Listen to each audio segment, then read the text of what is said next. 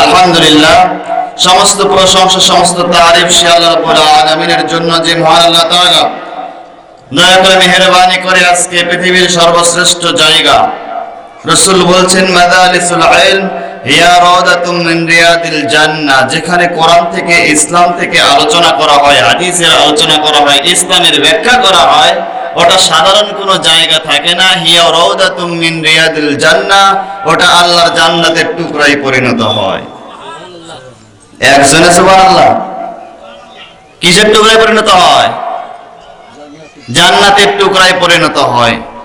আল্লাহ পাক যে আমাদেরকে দয়া করে মেহেরবানি করে পৃথিবীর সর্বশ্রেষ্ঠ মাহফিল, সর্বশ্রেষ্ঠ জায়গা, পৃথিবীর সর্বশ্রেষ্ঠ কালাম কুরআনুল কারীম থেকে কিছু কথা বলার এবং শোনার জন্য আমাদেরকে কবুল করলেন, সে আল্লাহর জন্য লাখ কোটি শুকরিয়া। আমরা সবাই জোরে সুরে পড়ছি আলহামদুলিল্লাহ।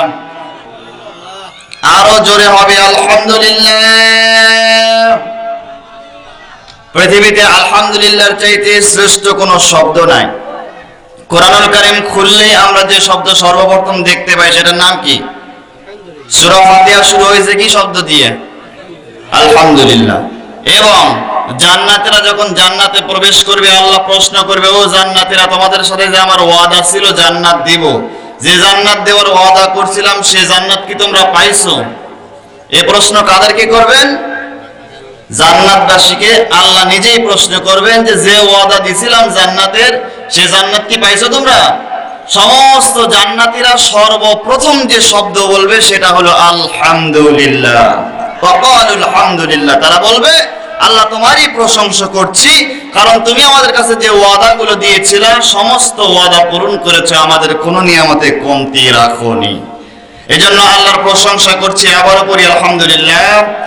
দরুদ পড়ছে আমাদের বিশ্ব নবী, বিশ্ব নেতা, সাইয়্যিদুল মুরসালিন, রাহমাতাল লিল আলামিন, খাতামান নবিয়্যিন, আশরাফুল আম্বিয়া, জনাবে মুহাম্মদুর রাসূলুল্লাহ সাল্লাল্লাহু আলাইহি ওয়াসাল্লাম, যে বিশ্ব নবী মুহাম্মদ সাল্লাল্লাহু আলাইহি সাল্লাম এই কোরআনুল কারীমের আইন প্রতিষ্ঠিত করার জন্য দীর্ঘ 23টা বছর রক্তঝরা আন্দোলন করেছিলেন।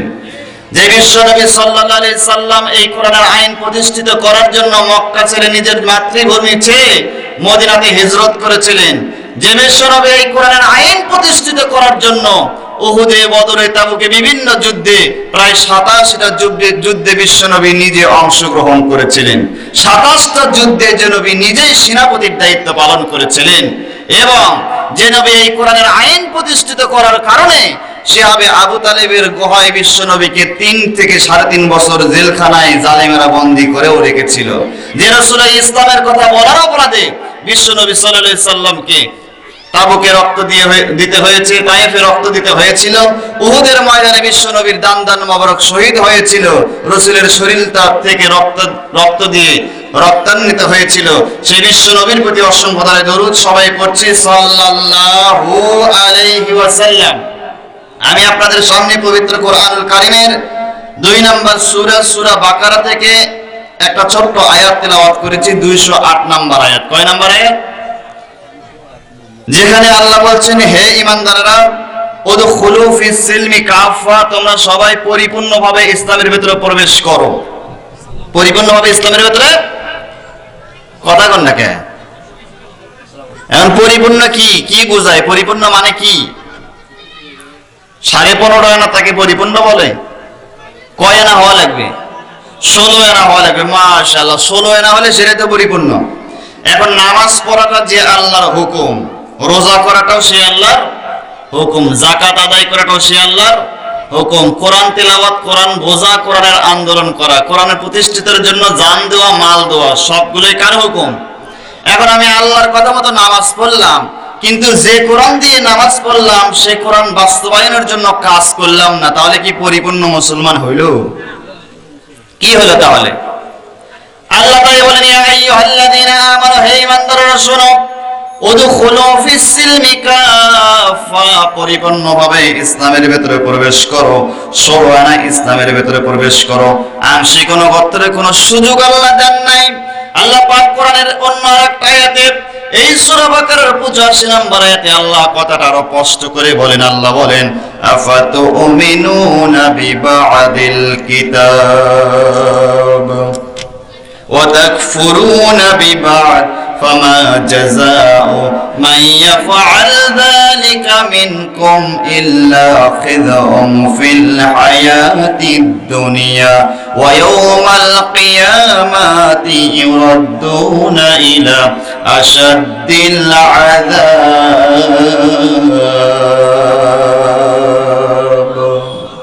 কোরআন শুনে কেউ যদি আল্লাহু আকবারের আওয়াজ দেয়, ইবনে কাসির বলছে, তাফসীর ইবনে কাসিরে বর্ণিত হয়েছে তার লাভ হবে তিনটা। সবাই বলবেন কয়টা? আরো আস্তে কর। তিনটা। এক নাম্বার, কেউ যদি কোরআন শুনে আল্লাহু আকবারের আওয়াজ দেয়, ইবনে কাসির বলছে, তাহলে আল্লাহ তার চেহারার ভিতরে ঈমানের নূর দান করবে। দুই নাম্বার, কেউ যদি কোরআন শুনে আল্লাহু আকবার এই আওয়াজ দেয়, তাহলে আল্লাহ তাআলা তার শরীরের ভিতরে বড় কোনো রোগ দিয়ে তাকে পরীক্ষা করবেন না। তিন নাম্বার, কেউ যদি কোরআন শুনে আল্লাহু আকবার এই আওয়াজ দেয়, কিয়ামতের দিনে এই কোরআন তাকে কোরআনের আলো দিয়ে কোরআন সুপারিশ করে কোরআন তাকে জান্নাত পর্যন্ত পৌঁছায় দেবে। তাহলে কোরআন শুনে আল্লাহু আকবার বলা যাবে? আল্লাহ বলেন, আফাতুমিনুনা বিবাদিল কিতাব, কিতাবের কিছু অংশ মানবা কিছু অংশ মানবা না, এরকম হবে না। পরিপূর্ণভাবে মানা লাগবে, 16 আনা মানা লাগবে। এখন আপনি বুঝবেন কি করে 16 আনা আপনি কেমনে ঢুকবেন ইসলামের ভিতরে? আল্লাহ বলেন 16 আনা ইসলামে ঢোকার জন্য পৃথিবী যেহেতু আমি আল্লাহ সৃষ্টি করেছি, আমার আইন দিয়ে পৃথিবী পরিচালনা করা লাগবে। যে দেশে আল্লাহর আইন চলবে না, সে দেশের মানুষ 16 আনা মুসলমান হইতে পারবেন না। দৃষ্টান্ত দিয়ে ভালো করে বোঝেন কথা। মূর্তি পূজা করা মুসলমানের জন্য কি ফরজ? হ্যাঁ, যদি হারাম হয় তাহলে মুসলমান একটু চিন্তা করে দেখেন, যাদের জাতির পিতা মূর্তি ভাঙার অপরাধে অগ্নিকুণ্ডের ভেতরে পড়েছিল, আমাদের জাতির পিতার নাম কি? ইব্রাহিম আলাইহিস সালাম। অগ্নিকুণ্ডের ভেতরে পড়লো, ইব্রাহিম আলাইহিস সালামের অপরাধ কি? ইব্রাহিম আলাইহিস সালাম কি মানুষের জমিনের আল ঠেলেছিল নাকি? ইব্রাহিম আলাইহিস সালাম কি কোনো অপরাধের কারণে আগুনের ভেতরে পড়েছিল নাকি? ইব্রাহিমের অপরাধ একটাই ছিল, ইব্রাহিম বলেছিল পৃথিবীতে আল্লাহর আইন চলবে। ও নমরুদ,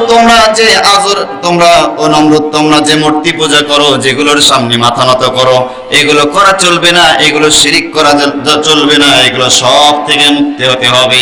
এবং ইব্রাহিম আলাইহিস সালাম বলেছিলেন, ইন্নী ওয়াজ্জাহতু ওয়াজহিয়া লিল্লাযী ফাতারাস সামাওয়াতি ওয়াল আরদা হানিফা ওয়া মা আনা মিনাল মুশরিকিন। ইব্রাহিম আলাইহিস সালাম বলেছিলেন, তোমরা যেটা করো সেটা থেকে আমি কখনো সম্পৃক্ত নই। তোমরা যে আল্লাহর দিকে মাথা নত করো না, আমি সেরকম নই, কিন্তু তোমাদের কাছ থেকে আমি মুখ ফিরিয়ে নিলাম। আমি আমার আল্লাহর সামনে আমার মাথাটা নত করে দিলাম, আর আমি তোমাদের মতন মুশরিকের অন্তর্ভুক্ত হব না। এই অপরাধী তো ইব্রাহিমকে অগ্নিকুণ্ডে পড়তে হলো। তাহলে চিন্তা করুন, যাদের জাতির পিতা মূর্তি ভাঙে, রাসূল পৃথিবীতে আসলেন, সাহাবীরা প্রশ্ন করলেন, লিমা বুইস্তু, হে নবী পৃথিবীতে আপনি কেন আগমন করেছেন, আপনার পৃথিবীতে আসার কারণ কি? রাসূল বললেন, বুইস্তু লিকাসরিল আসলাম, পৃথিবীতে আমি এসেছি মূর্তি ধ্বংস করার জন্য। নবী পৃথিবীতে এসেছিলেন তার কারণ কি? কথা বলে না। নবী পৃথিবীতে আসছেন কারণ কি? বুইস্তু লিকাসরিল আসলাম, রাসূল বললেন আমি পৃথিবীতে এসেছি মূর্তিকে বিনাশ করে দেওয়ার জন্য, আমি পৃথিবীতে এসেছি। যে নবী মূর্তি ভাঙে, যাদের জাতির পিতা মূর্তি ভাঙে, দুঃখজনক হলেও সত্য কথা, গত 15-16 বছরে সেই মুসলমান দাবি করে, সেই নবীর উম্মত আমাদের কিছু লোক দাবি করে, জাতির পিতা ইব্রাহিম আলাইহিস সালামের সন্তান দাবি করে, অথচ গত 16 বছরে সারা দেশে কোটি কোটি টাকার মূর্তি তারা গড়েছিল। তাই তো আল্লাহ বলেছিলেন, উদখুলু ফিস সিলমি কাফা, ও মুসলমান, মাথায় টুপি দিলে মুসলমান হওয়া যায় না, বড় দাড়ি রাখলে মুসলমান হওয়া যায় না, গায়ে লম্বা জুব্বা দিলে মুসলমান হওয়া যায় না। আল্লাহ বলেন, মুসলমান হইতে গেলে অবশ্যই তোমাদেরকে উদখুলু ফিস সিলমি কাফা, পরিপূর্ণভাবে ইসলামের ভিতরে প্রবেশ করা লাগবে। যারা 15.5 আনাও মানবে, 8 আনা মানবে না, তারা মুসলমান থাকতে পারবে না, তারা মুনাফিক হয়ে যাবে। আর আল্লাহ বলছেন, ইন্নাল মুনাফিকিনা ফিদ দারকিল আসফালি মিনান নার, পৃথিবীতে যারাই মুনাফিক তাদেরকে আমি আল্লাহ জাহান্নামের একেবারে তলদেশে রাখবো। মুনাফিকদের স্থান কোথায়? রাসূল একদিন সাহাবীদেরকে নিয়ে ওয়াজ করছিলেন, কথাবার্তা বলছিলেন, আসরের নামাজের পর রাসূল সাহাবীদেরকে নিয়ে কথা বলছেন। এমন অবস্থায় বিকট একটা আওয়াজ হলো। সাহাবীরা জিজ্ঞেস করলেন, ইয়া রাসূলুল্লাহ, এরকম আওয়াজ তো আমরা আগে কখনো কোনোদিন শুনি নাই। এরকম বিকট একটা আওয়াজ হলো, এটা কিসের আওয়াজ গো নবী? রাসূল বললেন, সাহাবীরা শুনে রাখো, আজ থেকে নিয়ে ৭০,০০০ বছর আগে জাহান্নামের ওপর থেকে একটা পাথর ছেড়ে দেওয়া হয়েছিল। আজকে ৭০,০০০ বছর ধরে পাথরটা পড়তে পড়তে জাহান্নামের তলদেশে পৌঁছে গেল। ও সাহাবীরা, পাথরটা যে জাহান্নামের তলদেশে পড়লো, ওই যে তলদেশে পাথর পড়েছে, একটা বিকট আওয়াজ তোমরা শুনতে পাইলা। তাহলে জাহান্নামের তলদেশে একটা পাথর পড়তে যদি ৭০,০০০ বছর সময় লাগে, জাহান্নামের গভীরতা কত দূর পর্যন্ত? আল্লাহ বলছেন, ইন্নাল মুনাফিকিনা ফিদ দারকিল আসফালি মিনান নার, নিশ্চয়ই মুনাফিকদেরকে আমি আল্লাহ জাহান্নামের একেবারে তলদেশে রাখবো। জোরে কোন নাউজুবিল্লাহ। আপনার মাথার উপরে কাফের থাকবে, কাফের কিন্তু আপনার চাইতে ওপরে থাকবে না। কারণ ইসলামের জন্য কাফিররা তেমন কোনো ক্ষতি করতে পারবে না। ইসলামের জন্য যত বেশি ক্ষতি করবে তারা হলো নামধারী মুসলমান মুনাফিকিরা। তাই আল্লাহ বলেন, দুখুলু ফিস সিলমি কাফা, পরিপূর্ণভাবে ইসলামের ভিতরে প্রবেশ করো। কিছু মানবে কিছু মানবে না, সুযোগ আমি আল্লাহ দেব না। যদি মানতে হয় ১৬ আনা মানো, আর যদি ভালো না লাগে তাহলে ইসলাম থেকে বের হয়ে চলে যাও। ইন্না হাদাইনাহুস সাবিলা ওয়া ইম্মা শাকিরাও ওয়া ইম্মা কাফুরা। আল্লাহ বলেন, আমি তোমাদের জন্য ইসলামের পথ এবং কোটা গোমরাহির পথ, ঈমানের পথ এবং কুফরের পথ পরিষ্কার করে দিলাম। ফামান শাআ ফালিয়ামিন, ইচ্ছা হলে ঈমান আনয়ন করতে পারো, ওয়া মান শাআ ফালিয়াকফুর, ইচ্ছা হলে কুফরি করতে পারো। মাঝখানে থাকার কোনো সুযোগ আল্লাহ মানুষকে দিবেন না। এই জন্য ইসলামের ভিতরে কেমন ভাবে প্রবেশ করা লাগবে? কথা কয় না, কেমন ভাবে? পরিপূর্ণভাবে, ১৬ আনা ভাবে, পরিপূর্ণভাবে ইসলামের ভিতরে। আল্লাহ বলেন, যদি কিছু মানো কিছু না মানে তাহলে কি হবে শোনো। ফামা জাযাউ মান ইয়াফআল যালিকা মিনকুম ইল্লা খিযুন ফিল হায়াতিদ দুনিয়া ওয়া ইয়াওমাল কিয়ামাতি ইউরাদ্দুনা ইলা আশাদ্দিল আযাব। আল্লাহ বলেন, যারা ইসলামের কিছু মানবে কিছু মানবে না, ফামা জাযাউ মান ইয়াফআল যালিকা মিনকুম, আল্লাহ বলেন তাদের জন্য আমি আল্লাহ দুনিয়ার জীবন দেব, সংকীর্ণ জীবন, দুনিয়ার জীবন তাদের জন্য কষ্টের জীবন হয়ে যাবে। ওয়া ইয়াউমাল কিয়ামাতি ইউরাদ্দুনা ইলা আশাদ্দিল আযাব, আর এই মুনাফিকদেরকে কিয়ামতের দিন আমার কঠিন আযাব দিয়ে আমি আল্লাহ গ্রেফতার করব। এই জন্য ইসলামে ঢুকতে হলে এখন ফজর পড়ব, জহর নাই, জহর পড়ব, আসর নাই, একদিন পড়ব, 7 দিন নাই, এইরকম মুসলমানকে আল্লাহ চায়? এখন আপনি বকে হাত দিয়ে বলুন তো, আমাদের দেশে আসল মুসলমান বেশি না এই মুনাফিক মার্কা মুসলমান বেশি? আর আল্লাহ বলেছেন, যারা মুনাফিক হবে তাদের জন্য দুনিয়ার জীবন হবে সংকীর্ণ জীবন, কষ্টের জীবন, আখিরাতে তাদের জন্য জাহান্নাম দিয়ে গ্রেফতার করা হবে। আমার আল্লাহর কথা কত সত্য, কত বাস্তব। আল্লাহ বলেছেন, পরিপূর্ণ ইসলাম না মানলে পৃথিবীতে তোমাদেরকে সংকীর্ণ জীবন দেওয়া হবে। আমরা 16 আনা মুসলমান হইতে পারি না বিদায় বারবার পৃথিবীর বিভিন্ন মুনাফিক এবং কাফেররা আমাদেরকে মারে, আমাদেরকে ধরে মারে।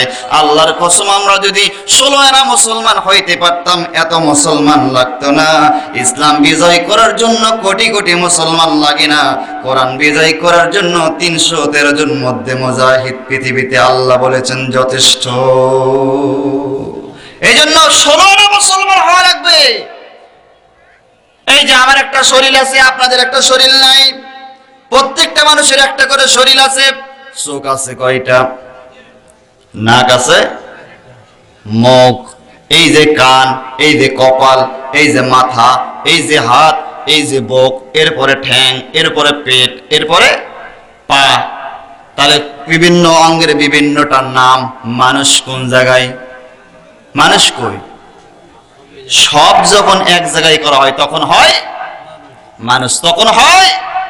আল্লাহ বলেন, ومن يبتغي غير الإسلام دينا فلا يقبل منه وهو في الآخرة من الخاسرين আল্লাহ বলেন এক একটা অঙ্গ যেরকম এক একটা নাম, ইসলাম শুধুমাত্র নামাজের নাম নয়, নামাজ, রোজা, হজ, যাকাত, দান, খয়রাত, কুরবানি, রাজনীতি, অর্থনীতি, দেশের নীতি, বাহিরের নীতি, অর্থাৎ পৃথিবীতে মানুষের চলতে যা কিছু দরকার সব কিছু যখন এক জায়গায় করা হয় তার নাম হলো ইসলাম।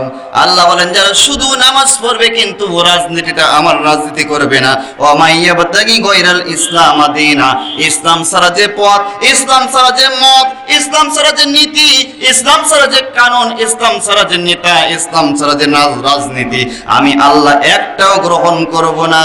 ওয়ামাইয়াবতাগি গায়রাল ইসলাম দীনা, ইসলাম ছাড়া অন্য কাউকে আমি আল্লাহ গ্রহণ করব না। কারণ ইন্নাদ দীনা ইনদাল্লাহিল ইসলাম, আমার কাছে একমাত্র কেবলমাত্র মানোনীত ধর্মের নাম হলো ইসলাম। শুধুমাত্র ইসলামটা আল্লাহ গ্রহণ করবেন, অন্য কোনটাই আল্লাহ গ্রহণ। যেটা বলছিলাম মূর্তি পূজা করা মুসলমানের জন্য কি, আপনার বাড়িতে যদি সরস্বতী দেবীর মূর্তি থাকে, দুর্গা পূজার মূর্তি থাকে, তাহলে তো আমরা বিশ্বাস করতেই পারি আপনার বাড়িটা হিন্দুদের বাড়ি।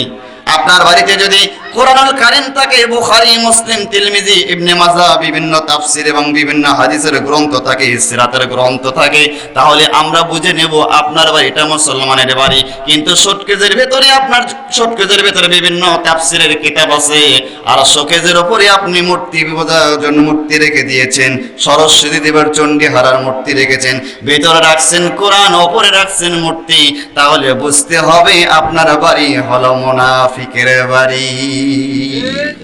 কথা কি ক্লিয়ার? আপনি যদি প্রকৃতপক্ষে মুসলমানই হন তাহলে আপনার শোকেজের ভেতরে, আপনার ড্রয়িং রুমের ভেতরে আপনি যে রাখছেন নিচে কোরআন আর উপরে রাখছেন মূর্তি, দেখবেন তো বাড়িতে গিয়ে আছে না নাই? যদি রাখা হয় তাহলে বাড়ি কার বাড়ি হইল এটা? আল্লাহ তাই বলেন উদখুলু ফিস সিলমি কাফা, পরিপূর্ণভাবে ইসলামের ভেতরে প্রবেশ করো। যদি তোমাকে ইসলাম ভালো না লাগে তাহলে চলে যাও। আল্লাহ তাআলা বলেন ইয়া মা'শারাল জিন্নি ওয়াল ইনস ইন ইসতাতা'তুম আন তানফুযু মিন আকতারিস সামাওয়াতি ওয়াল আরদ ফানফুযু লা তানফুযুনা ইল্লা বিসুলতান।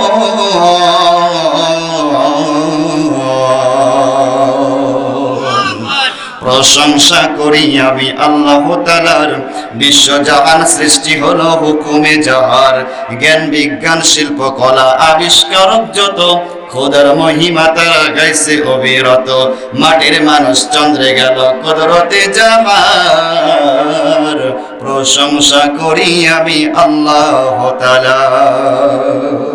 ফুলগুলো সব নানা রঙের কেমন করেই হয়, পাতাগুলো সবুজ কেন ফুলের মতো নয়, ডিমগুলো সব একই রকম পার্থক্য নাই মোটে, সাদা কালো বাচ্চাগুলো কেমন করে ফোটে, আমরা সবাই বাস করি একই পৃথিবীর রঙে, হাতের লেখা মুখের চেহারা মেলে না কারো সঙ্গে, আর মেলে না গলার আওয়াজ,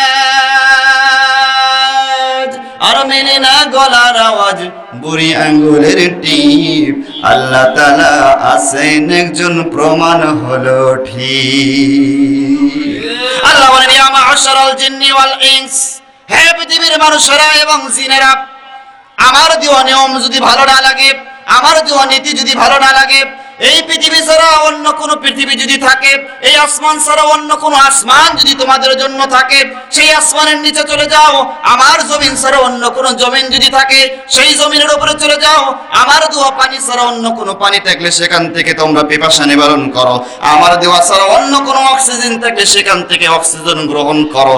আমার দেশের ভেতরে থাকবা, আমার সৃষ্টির ভেতরে থাকবো, অথচ আমার নিয়ম মানবা না, এটা আমি আল্লাহ কখনো গ্রহণ করব না। যদি আমার নীতি ভালো না লাগে আমার সৃষ্টি থেকে বের হয়ে যাও।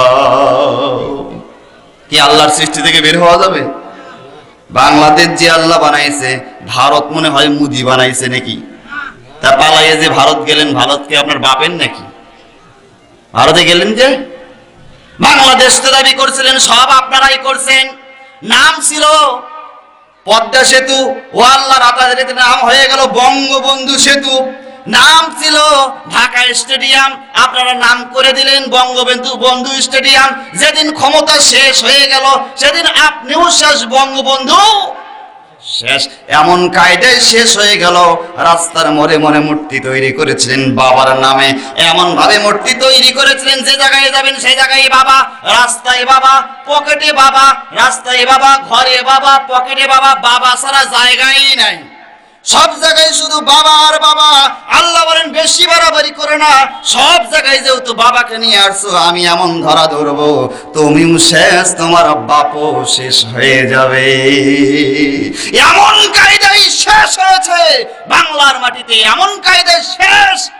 মুজিবুর রহমানের যে সম্মানটুকু ছিল হাসিনা তাও শেষ করে দিচ্ছে, একেবারে শেষ। যে মূর্তিতে মানুষ ভয়ের ঠেলায় চোখ দিয়ে তাকাইতে পারেনি, যেদিন ক্ষমতা থেকে পালাইয়ে চলে গেল সেদিন সেই মূর্তির উপরে উঠে মানুষ মুতিয়ে দিচ্ছে। দেখছেন না? দেখেন নাই? আল্লাহ বলেন বেশি বাড়াবাড়ি করবে না, যদি আমার দেশ ভালো না লাগে বের হয়ে চলে যাও। ইসলামে মানতে হলে পরিপূর্ণ মানা লাগবে, ইসলামে ঢুকতে হলে সোনা ঢোকা লাগবে। আংশিক ঢোকবা কিছু ঢোকবা না, এর সুযোগ আল্লাহ দিতে চান না।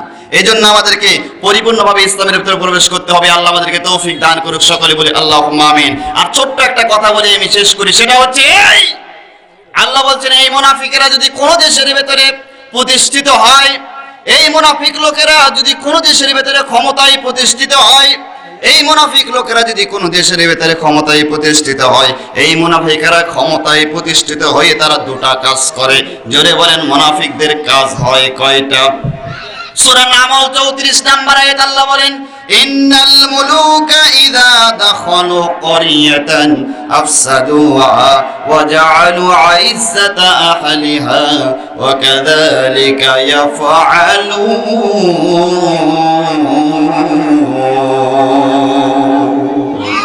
আল্লাহ বলেন ইন্নাল মুলুকা ইযা দাখালু, এই মুনাফিক মার্কা লোকেরা যদি কোনো দেশের ভিতরে ঢোকে এবং প্রতিষ্ঠিত হয়, তাহলে মুনাফিকেরা ক্ষমতায় গিয়েই দুইটা কাজ করে। ক্ষমতায় গিয়েই দুটা কাজ করে। এক নাম্বার কাজ হলো আইজ্জাত আহলিহা, ক্ষমতায় প্রতিষ্ঠিত হওয়ার সাথে সাথে দেশের সম্মানিত আলেমদেরকে ওরা জেলখানায় বন্দী করে অপমান করে। সূরা নামল 34 নম্বর আয়াত। এক নাম্বার কাজ আইজ্জাত আহলিহা, দেশের সম্মানিত লোকদেরকে ওরা বেইজ্জত করে দেয়। বাস্তব না অবাস্তব? আচ্ছা, আল্লামা সাঈদী যে মানুষ হত্যা করছে এবং 12 বছরের একটা মেয়েকেও ধর্ষণ করছে, এটা মানুষ তো দূরের কথা, শয়তানও করলে শয়তানও বিশ্বাস করবে? শয়তানও বিশ্বাস করতো? শয়তানও বিশ্বাস করতো না। এরা শয়তানের যেহেতু এক ধাপ নিচেই নেমে গিয়েছিল। গত 16 বছর শয়তান বলছিল বাংলাদেশে থাকার দরকার নেই। বাপরে বাপ, এক একজন যে কায়দায় কাজ করতেছে, আমরা একটু রেস্ট করি, ওরাই আমাদের কাজ চালাইয়া যায়। এক নাম্বার কাজ আইজ্জাত আহলিহা, দেশের সম্মানিত লোকদেরকে ওরা বেইজ্জত করে। দুই নাম্বার, দেশের ভেতরে ওরা ফাসাদ সৃষ্টি করে দেয়। ব্যাংকের টাকাগুলো সব বিদেশি ব্যাংকে পাচার করে। দেশের টাকাগুলো সব বিদেশে পাচার করতে করতে দেখিয়ে দেয় দেশটা আমরা উন্নয়ন করছি, কিন্তু দেশটা তারা ফতুর করে দেয়। ক্ষমতায় থাকতে টের পাওয়া যায় না, যখন পালায়া যায় তখন দেখা যায় দরবেশ বাবারা পর্যন্ত 38 কোটি টাকা মারে নিয়ে চলে যায়। আল্লাহ বলেন এটা হলো কাফেরদের কাজ, মুনাফিকদের কাজ। ক্ষমতায় গেলে এই দুটা কাজ করবে। এক নাম্বার, আলিমদেরকে সম্মানিত আইজ্জাতে আহলিহা, সম্মানিত লোকদেরকে বেইজ্জত করবে। দুই নাম্বার, তারা দেশের ভিতরে ফাসাদ সৃষ্টি করবে। পক্ষান্তরে আমি আমার কোন মুমিন বান্দাদেরকে যদি ক্ষমতায় প্রতিষ্ঠিত করি, ক্ষমতায় প্রতিষ্ঠিত হওয়ার সাথে সাথে আমার মুমিন বান্দারা 4টা কাজ করে। জোরে কোন সুবহানাল্লাহ। সূরা হজ 41 নম্বর আয়াত আল্লাহ বলেন আল্লাযীনা ইম্মাক্কান্নাহুম ফিল আরদি আকামুস সালাতা ওয়া আতাউজ যাকাতা ওয়া আমারু বিল মা'রুফি ওয়া নাহাউনা আনিল মুনকার ওয়া লিল্লাহি আকিবাতুল উমুর। বাংলার জনগণ হো সচেতন, বাংলার জনগণ হব সচেতন, দেশের অবস্থা তারা কইরা দিছে শেষ, হায়রে দেশেরই অবস্থা তারা কইরা দিছে শেষ। এটা কি ডিজিটাল বাংলাদেশ? হায় হায়, এটা কি ডিজিটাল চোরের দেশ? আগে দেখতাম ডিজিটাল বাংলা, ডিজিটাল বাংলার আগে দিনের ভোট দিনে হয়তো গত 16 বছর চোরেরা দিনের ভোট দিনে করেনি, দিনের সব ভোট চুরি করে রাতের বেলা করছে। অশ্লীল নৃত্য গানে পুলিশে দিত পাহারা, তাফসীর মাহফিল হলে 144 ধারা। অশ্লীল নৃত্য গানে পুলিশে দিত পাহারা, তাফসীর মাহফিল হলে 144 ধারা। মিথ্যা মামলা দিয়া আলেমদের ফাঁসি দিয়া, মিথ্যা মামলা দিয়া আলেমদের জেলে থুয়া, কোরআন বিদ্বেষী আইন করত পেশ তারা, কোরআন বিদ্বেষী আইন করত পেশ। এটা কি ডিজিটাল বাংলাদেশ? হায় হায়, এটা কি ডিজিটাল চোরের দেশ? আমরা কি এরকম ডিজিটাল বাংলা চাই, স্মার্ট বাংলা চাই? আমরা কিসের বাংলা চাই? জোরে বলেন, কিসের বাংলা চাই? আমরা এই কোরআনের বাংলা প্রতিষ্ঠিত করতে চাই। সুতরাং এই কোরআনের বাংলা প্রতিষ্ঠিত করতে গিয়ে যদি আমাদেরকে আরো রক্ত দিতে হয়, আমরা রক্ত দিতেও প্রস্তুত। এই কোরআনের বাংলা প্রতিষ্ঠিত করতে গিয়ে যদি আমাদেরকে আরো জেলখানায় বন্দী হয়ে থাকতে হয়, আমরা তাতেও প্রস্তুত। এই কোরআনের বাংলা প্রতিষ্ঠিত করতে গিয়ে যদি ওই বড় আলেমদের মতো আমাদেরকেও ফাঁসির কাস্টে ঝুলতে হয়, আমরা তাতেও প্রস্তুত। তবুও কোন শয়তানদেরকে আমরা বাংলার জমিনে ক্ষমতায় বসতে দিব না, দিব না, দিব না ইনশাআল্লাহ। কোন কায়দায় আর পারবেন না। অনেক দেখা দেখছি, এবারের স্লোগান সব দেখা শেষ, আমরা একটা আবার কোরআন দেখতে চাই, কোরআন দিয়ে কেমন ভাবে দেশটা চলে। আল্লাহ বলেন, ওয়ালাউ আন্না আলাল কুরআন আমানু ওয়াত্তাকাউ লাফাতাহনা আলাইহিম বারাকাতিন মিনাস সামাই ওয়াল আরদ। তোমরা যদি কোরআন দিয়ে দেশ পরিচালনা করো, আমি আল্লাহ ওয়াদা দিলাম কিচ্ছুর অভাব থাকবে না। লাফাতাহনা আলাইহিম বারাকাতিন মিনাস সামাই ওয়াল আরদ। যেদিন কোরআন দিয়ে দেশ পরিচালনা করবা, ও দেশের মানুষের জন্য আমি আল্লাহ লাফাতাহনা আলাইহিম বারাকা, আসমান এবং জমিনের সমস্ত রহমত বরকতের দরজা আমি আল্লাহ খুলে দেব। সুবহানাল্লাহ। আল্লাহর ওয়াদা মিথ্যা? ওয়াদাল্লাহু হাক্কান। আল্লাহ বলেন, আমার চাইতে সত্যবাদী, আমার চাইতে সত্য, ওমান আসদাকু মিনাল্লাহি কিলা, আমার চাইতে সত্য কথা, আমার চাইতে হক কথা পৃথিবীতে আর কারো হইতে। যালিকাল কিতাব, এটা এমন একটি কিতাব, লা রাইবা ফি, এর ভিতরে কোনো সন্দেহ নাই, ওয়ালা শাক্কা ফি, সন্দেহের কোনো লেশ পর্যন্ত নাই। সুতরাং এই কোরআনের বাংলা প্রতিষ্ঠিত করা, নামাজ পড়াটা যেরকম আমাদের জন্য ফরজ, বাংলার জমিনে কোরআন প্রতিষ্ঠিত করার জন্য ইয়ানত দেওয়া, টাকা দেওয়া, মিছিল করা, মিটিং করা, কথা বলা, কাজ করা, কর্মী তৈরি করা, সবকিছু করা আল্লাহ ফরজ করে দিয়েছেন। সুতরাং আমরা যেন আল্লাহ, যে আল্লাহ বলছেন আকিমুস সালাত, সে আল্লাহই তো বলছেন আনা আকিমুদ্দিন। আপনি আকিমুস সালাত মানবেন, আকিমুদ্দিন মানবেন না, আপনি তো মুনাফিক হয়ে গেছেন আগেই।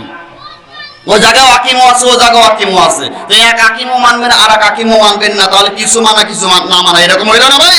এই জন্য আমাদেরকে 16 আনা মানতে হবে। আল্লাহ আমাদেরকে 16 আনা মানার তৌফিক দান করুক। সকলে বলুন আল্লাহুম্মা আমিন। আরো কিছুক্ষণ কথা বলতাম, কিন্তু আমার হাতে আর সময় নেই, আমার যাইতে হবে সেই কাহালুতে, আবার জামগ্রামে। আল্লাহ আমাদেরকে সকলকে ইসলামের জন্য, কোরআনের জন্য কবুল করুক। সকলে বলুন আল্লাহুম্মা আমিন। সবাই ভালো থাকুন, সুস্থ থাকুন, ঈমানের সাথে থাকুন। আল্লাহ আপনাদের সবাইকে কবুল করুন ইসলামের জন্য, এই কোরআনের রাজ প্রতিষ্ঠিত করার জন্য। আল্লাহ আমাদের সকলকে ইসলামের পথে কবুল করুক। সবাই বলুন আমিন। সুবহানাল্লাহি ওয়া বিহামদিহি, সুবহানাকাল্লাহুম্মা ওয়া বিহামদিকা, আশহাদু আল্লা ইলাহা ইল্লা আনতা, আস্তাগফিরুকা ওয়া আতুবু ইলাইক। আসসালামু আলাইকুম ওয়া রাহমাতুল্লাহি ওয়া বারাকাতুহু।